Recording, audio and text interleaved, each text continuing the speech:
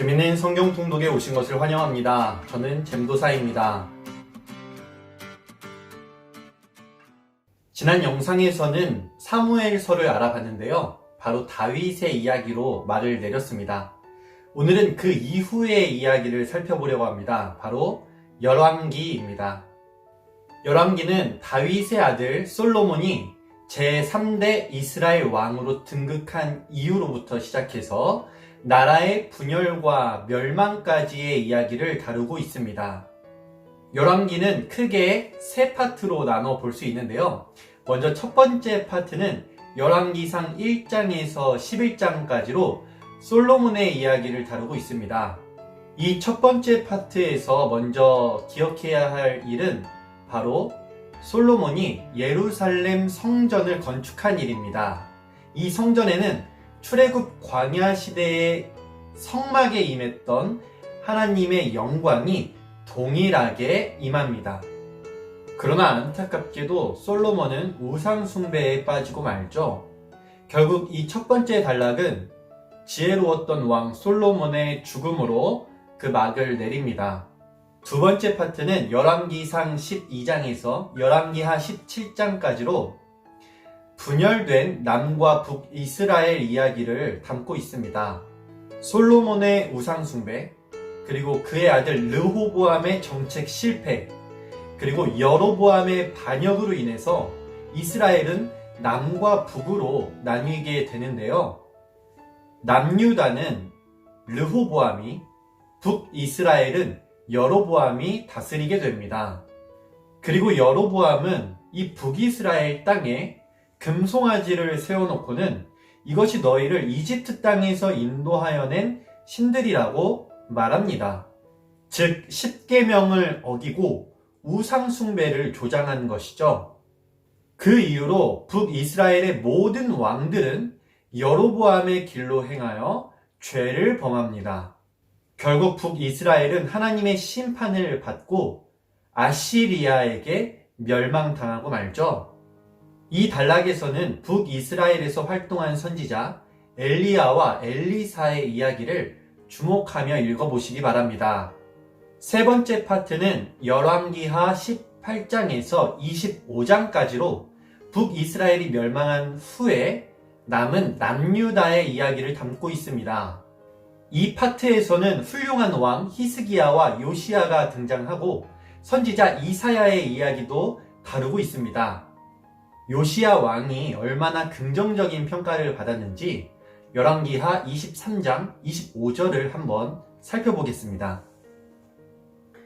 요시야와 같이 마음을 다하며 뜻을 다하며 힘을 다하여 모세의 모든 율법을 따라 여호와께로 돌이킨 왕은 요시야 전에도 없었고 후에도 그와 같은 자가 없었더라.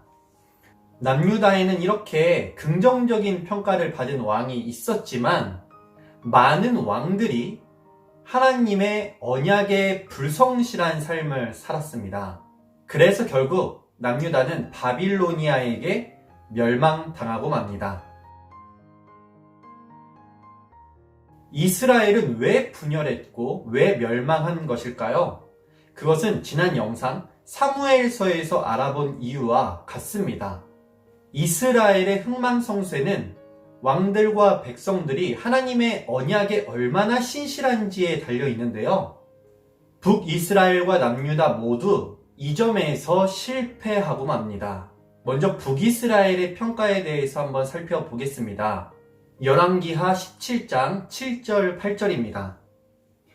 이 일은 이스라엘 자손이 자기를 애굽 땅에서 인도하여 내사 애굽의 왕 바로의 손에서 벗어나게 하신 그 하나님 여호와께 죄를 범하고 또 다른 신들을 경외하며 여호와께서 이스라엘 자손 앞에서 쫓아내신 이방 사람의 규례와 이스라엘 여러 왕이 세운 율례를 행하였음이라. 다음은 남유다입니다. 남유다의 멸망에 대해서는 열왕기하 24장 3절 4절이 그 이유를 기록하고 있습니다.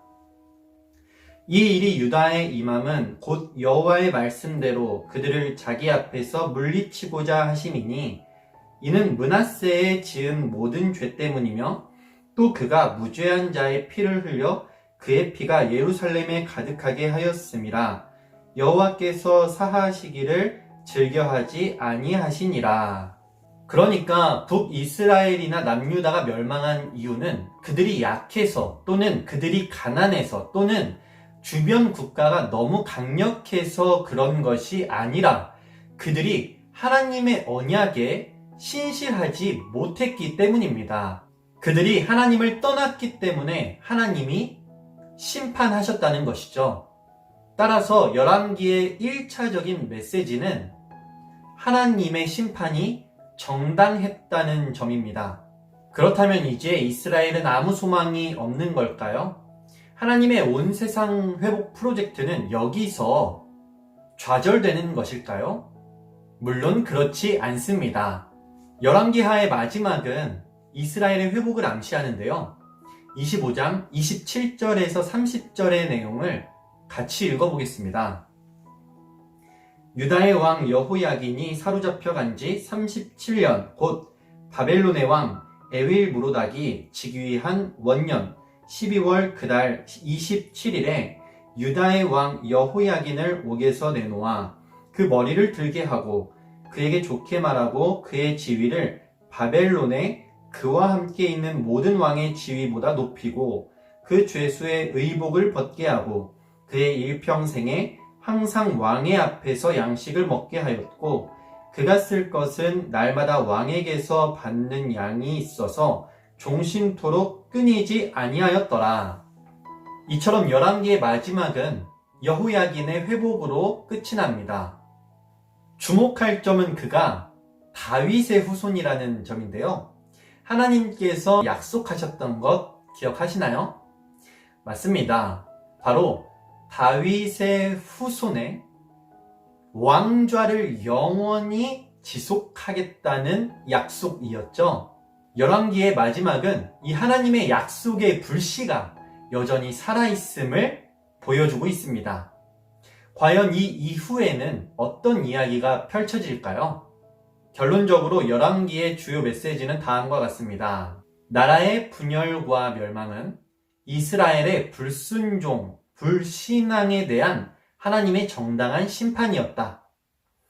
그리고 그 심판 너머에 희망이 있다. 심판 중에라도 하나님께 돌이키고 순종하면 여전히 희망이 있다는 것입니다. 열왕기를 한번 정리해 보겠습니다. 크게 세 파트로 나누어 확인했는데요. 첫 번째 파트는 솔로몬의 이야기를 다루고 있었습니다. 두 번째 파트는 솔로몬 이후에 분열된 나라, 그리고 북이스라엘의 멸망까지의 이야기를 담고 있었죠. 마지막으로 세 번째 파트는 북이스라엘이 멸망한 후에 남아있는 남유다의 이야기를 담고 있었습니다. 열왕기가 우리에게 주는 두 가지 메시지가 있었는데요. 첫 번째는 이스라엘의 분열과 멸망은 그들의 불순종, 불신앙에 의한 하나님의 정당한 심판이었다는 것이었고, 두 번째는 그 심판 너머에 여전히 희망이 있다는 것이었습니다. 이스라엘은 과연 어떻게 회복될까요? 하나님의 온 세상 회복 프로젝트는 어떻게 진행될까요? 다음 영상에서 한번 확인해 보겠습니다. 오늘 영상은 여기까지입니다. 이 영상이 여러분에게 조금이나마 도움이 되었기를 바랍니다.